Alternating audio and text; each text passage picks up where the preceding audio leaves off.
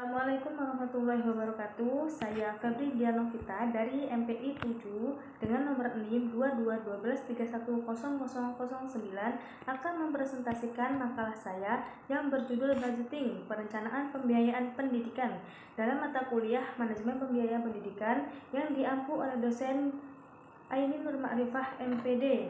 Di sini saya akan menjelaskan makalah saya satu persatu. Yang pertama, latar belakang masalah. Pendidikan merupakan elemen krusial dalam membangun suatu negara. Ini adalah proses di mana manusia dapat membangun kemampuan mereka melalui pembelajaran dan praktek yang diakui oleh masyarakat. Anggaran itu sendiri merupakan suatu rencana yang disusun untuk diimplementasikan dalam suatu periode tertentu dengan rincian kuantitatif. Dalam konteks pendidikan, anggaran menjadi kewajiban yang harus dipenuhi oleh pemerintah. Anggaran pendidikan mencakup alokasi dana untuk keperluan pendidikan yang disetujui melalui lembaga kementerian dan juga alokasi anggaran yang ditransfer ke daerah. Lanjut, dengan anggaran pendidikan diharapkan terjadi inovasi dalam sistem pendidikan nasional melalui pengembangan visi, misi, dan strategi pengembangan pendidikan nasional. Dari latar belakang di atas, saya mengambil 3 rumusan masalah, yaitu yang pertama, apa pengertian anggaran pendidikan, yang kedua, apa saja asas penetapan anggaran pendidikan, dan yang ketiga adalah apa saja fungsi anggaran pendidikan. Baik, saya akan menjelaskan yang pertama, yaitu pengertian anggaran pendidikan. Menurut Aryani Nurdin 2022, anggaran adalah suatu rencana yang tersusun secara terstruktur, mencakup semua aktivitas perusahaan, diungkapkan dalam satuan mata uang dan berlaku untuk jangka waktu tertentu di masa mendatang. Anggaran berfungsi sebagai sarana untuk merencanakan dan mengontrol keuangan perusahaan, sebagai sarana untuk merencanakan dan mengontrol keuangan perusahaan secara berkala. Pandangan yang disampaikan oleh Mardianso 2014 menyebutkan bahwa anggaran merupakan suatu proses penyusunan rencana anggaran melalui tahapan prosedur dan mekanisme perencanaan, pelaksanaan, dan pemantauan. Lanjut, pendapat dari Armida 2012 menyatakan bahwa anggaran pendidikan pada dasarnya merupakan representasi sistem terkait program-program pendidikan yang mencakup penerimaan dan pengeluaran yang direncanakan dalam periode kebijakan keuangan, didukung dengan data yang mencerminkan kebutuhan, tujuan, proses pendidikan, dan hasil sekolah yang direncanakan. Terakhir, menurut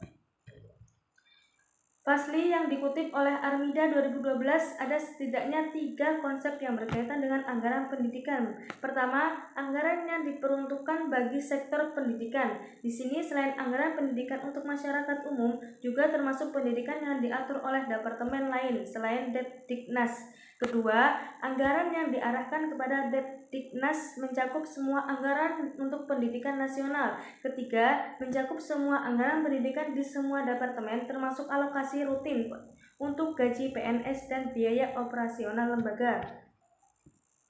Pemerintah pusat memiliki anggaran yang diatur dalam Undang-Undang Nomor 8 Tahun 2016 tentang Anggaran Pendapatan dan Belanja Negara Pasal 1 Ayat 39 mendefinisikan anggaran pendidikan adalah alokasi anggaran pada fungsi pendidikan yang diselenggarakan melalui Kementerian Negara atau lembaga alokasi anggaran pendidikan melalui transfer ke daerah dan dana desa, dan alokasi anggaran pendidikan melalui pengeluaran pembiayaan termasuk gaji pendidik, tetapi tidak termasuk anggaran pendidikan kedinasan untuk membiayai penyelenggaraan pendidikan yang menjadi tanggung jawab pemerintahan.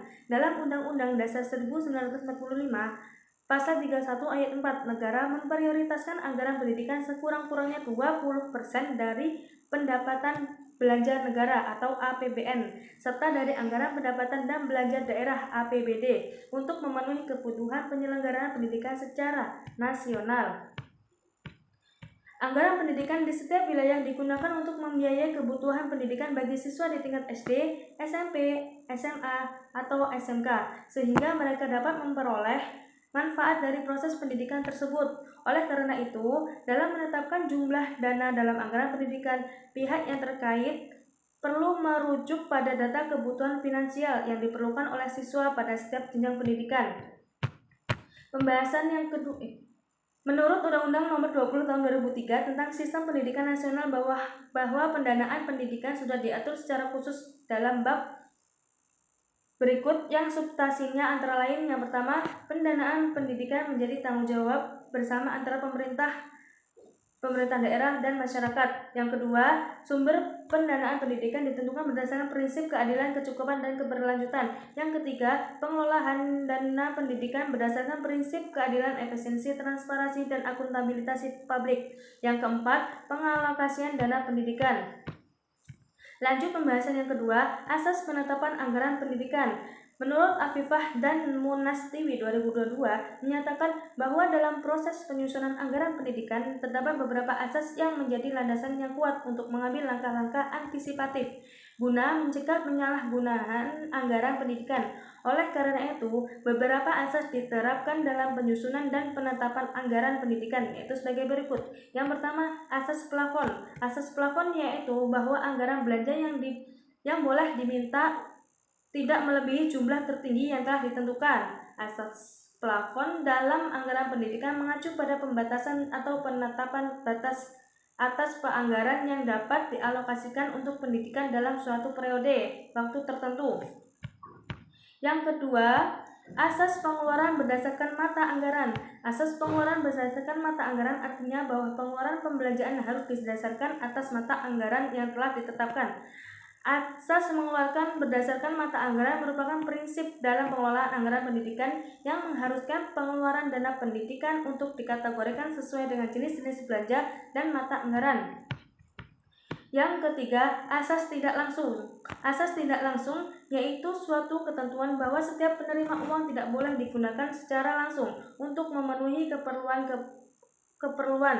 Asas ini menunjukkan bahwa dana pendidikan dialokasikan melalui jalur atau mekanisme tidak langsung, biasanya melalui lembaga pemerintah atau badan pengelola keuangan pendidikan.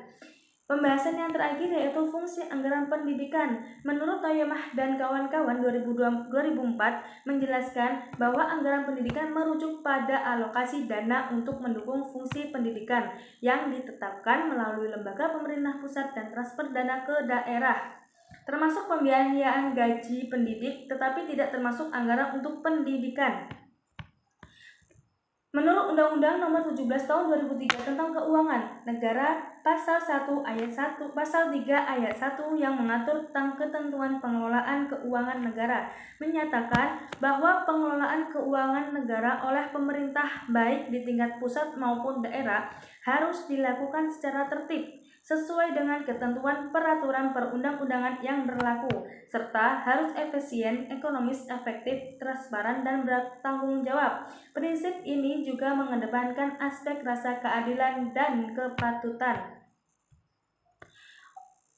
Oleh karena itu, ada beberapa fungsi penting anggaran pendidikan, yaitu yang pertama, fungsi perencanaan. Perencanaan ini mencakup pengaturan prioritas untuk memastikan pelaksanaan pendidikan berjalan secara efisien dengan memperhatikan kebutuhan utama yang melibatkan semua pihak yang terlibat dalam proses pendidikan. Yang kedua, fungsi pengendalian untuk mencegah pengeluaran yang berlebihan atau pemborosan serta memastikan penggunaan anggaran yang profesional. Penting untuk menghindari penggunaan anggaran yang tidak tepat guna, tidak efisien, dan tidak efektif. Yang ketiga, sebagai alat komunikasi dan alat koordinasi. Sebagai sarana komunikasi dan koordinasi, rencana anggaran yang komprehensif memungkinkan identifikasi dan koordinasi pekerjaan yang harus dilakukan sesuai dengan bagian dan unit kerja masing-masing. Yang keempat, sebagai alat untuk menilai kemampuan dan dapat dijadikan alat setiap unit kerja untuk mengukur apakah pekerjaan sudah sesuai target dan sasaran kerja. Yang kelima, sebagai alat efisiensi dan motivasi. Anggaran pendidikan diperuntukkan bagi program-program yang harus dilaksanakan dengan efisiensi. Dalam hal ini, penting bahwa anggaran disesuaikan dengan kebutuhan agar dapat dengan mudah diserap dan digunakan. Yang keenam, sebagai alat otorisasi. Anggaran pendidikan berfungsi sebagai alat otorisasi dengan mengatur alokasi dan penggunaan dana publik untuk mendukung prioritas pendidikan, memantau kinerja sistem pendidikan, serta memperdayakan partisipasi dan pengawasan stakeholder untuk mencapai tujuan pendidikan nasional. Baiklah, itulah materi yang dapat saya sampaikan. Kesimpulan dari materi di atas yaitu anggaran dan budget adalah dokumen perencanaan mengenai aktivitas suatu organisasi yang diungkapkan secara kuantitatif untuk periode waktu tertentu dan umumnya dinyatakan dalam nilai uang, meskipun bisa juga dalam bentuk barang atau jasa. Kemudian, anggaran pendidikan adalah sejumlah dana yang dialokasikan untuk menyelenggarakan layanan pendidikan pemerintahan, baik di tingkat pusat maupun daerah, memiliki wewenang dalam penggunaan anggaran sesuai ketentuan Undang-Undang Dasar. Dalam proses penyusunan anggaran pendidikan, terdapat beberapa asas yang menjadi landasan yang kuat untuk mengambil langkah-langkah antisipatif guna mencegah penyalahgunaan anggaran pendidikan seperti asas plafon, asas pengeluaran berdasarkan mata anggaran, dan asas tidak langsung. Baiklah, itu tadi makalah yang dapat saya sampaikan. Apabila ada salah dan kurangnya, saya mohon maaf. Saya akhiri. Wassalamualaikum warahmatullahi wabarakatuh.